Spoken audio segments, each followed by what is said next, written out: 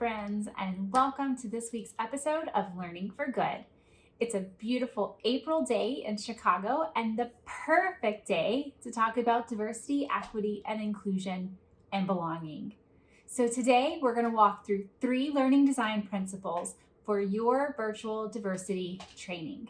So many nonprofits are offering diversity training or have plans to offer it in the future. So I'm excited to share 3 key elements, 3 design principles for your virtual diversity training. Now, this is based on my own experience creating and facilitating virtual diversity training for clients. Let's dive into today's episode of Learning for Good.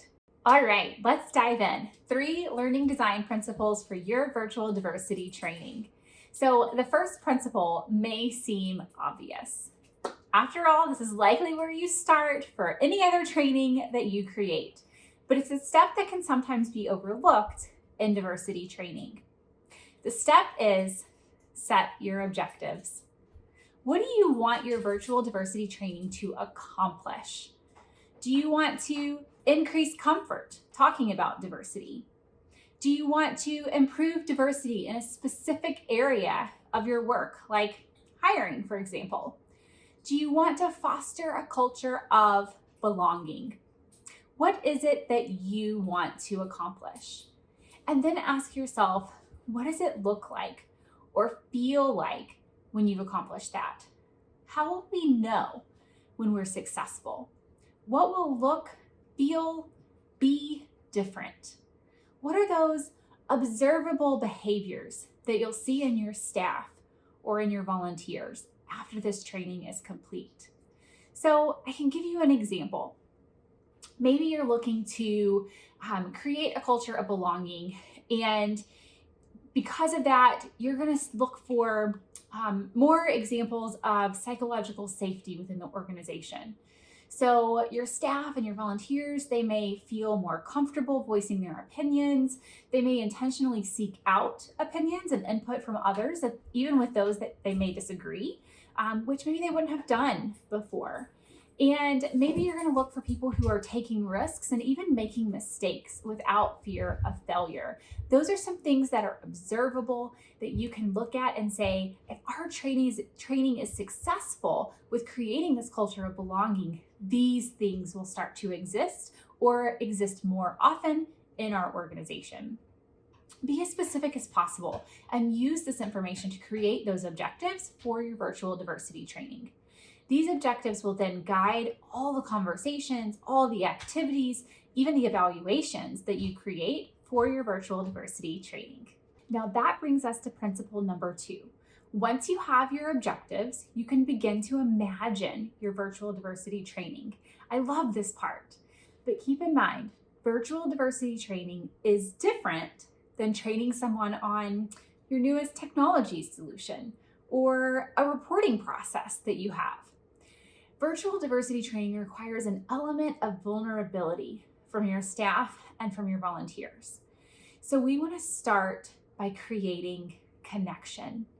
Creating connection is principle number 2. So how do we create connection virtually? This is something I often hear is challenging for organizations. I'm going to give you a few ways that you can build connection virtually. So the first is to start with relationship agreements. So this may seem trivial, but giving everyone a chance to share how they want the group to interact and share can help establish trust. And trust is essential for connection. For some staff and volunteers, engagement may look like active listening. For others, it may look like using the chat box. And for others, it may mean speaking up and sharing their opinions, sharing their thoughts and their ideas verbally.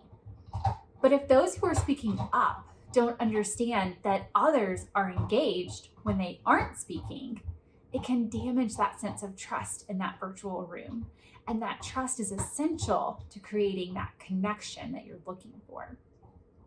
Examples of relationship agreements can include being open and honest, engaging others with curiosity, showing each other grace as they share with the group, and creating a space where people feel comfortable asking questions.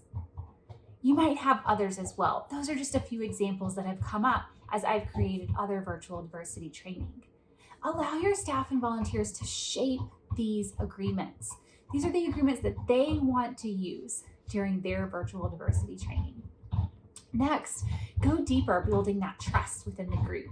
It's one thing to say, we're going to be open and honest and show each other grace, and it's another thing to act on it. It's natural for your staff and your volunteers to feel a little bit skeptical at first. You can design the virtual diversity training to build trust by designing activities that build relationships and allow sharing things that feel safe. What does that look like? It may include a relevant icebreaker. It may mean beginning with questions that feel easy to answer. It may mean incorporating self-reflection before asking your staff and volunteers to share with each other. But here's an example that you could use. You could have staff and volunteers start with that self-reflection. I can ask them to reflect on a time when they became aware of their own gender. What happened that made them aware of it? How did it make them feel when they became aware of it? Now, these are personal questions, and they may not feel comfortable sharing with each other at first. So have them reflect on their own and then move into a group discussion, but change up the question where they're drawing on their self-reflection to answer, but they're not having to share those personal answers with the group. So the question may shift to, how do you want people to feel about their gender in our workspace? Now, this works because they've taken that time to be vulnerable with themselves, but their conversation is focused on creating a better environment for all. Now, eventually, as you're establishing trust, you might be able to ask those questions that are more vulnerable and have them share those with the group too. But when you're first starting to establish trust, start with some easier questions or allow them to reflect on those harder questions and then engage with the group in a slightly different way. So you also want to think about engagement, right? It just said engage with the group in a slightly different way. Engagement cannot be underestimated in the virtual room, and it's no different with your virtual diversity training. So give some intentional thought to how you can engage people. This is part of how you're creating that connection.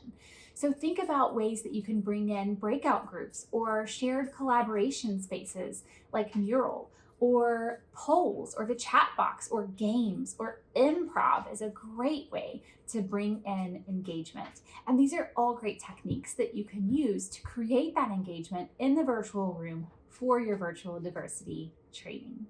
So I mentioned starting with maybe some easier questions that feel safe to answer. And while you may want to start with those easy questions to get people talking and to build that trust, it's important that we also create opportunities for staff and volunteers to lean into the conversation. And that's why the third principle is to prompt the group to lean in.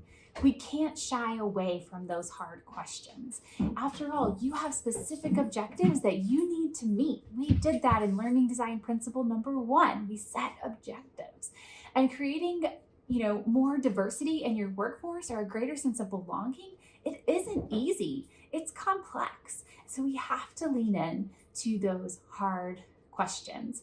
As the virtual diversity training continues, build in those hard conversations for your staff and volunteers to really wrestle with.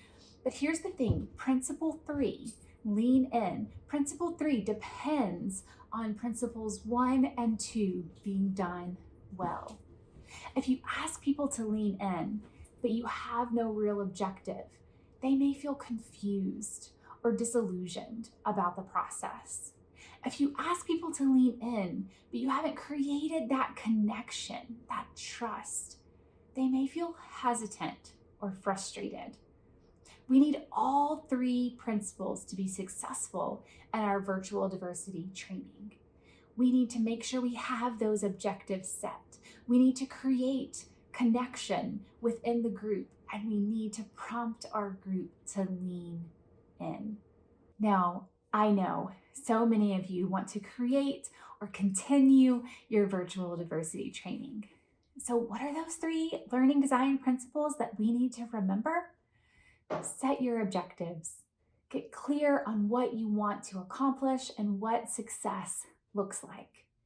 Create connection. Start with those relationship agreements, establish trust, and build opportunities for intentional engagement. And then lean in. Remember, those hard conversations are necessary if you want to see real change in your organization. Now, if you are ready to create better virtual diversity training, head over to my website. Let's work together to help your staff and volunteers feel like they really belong.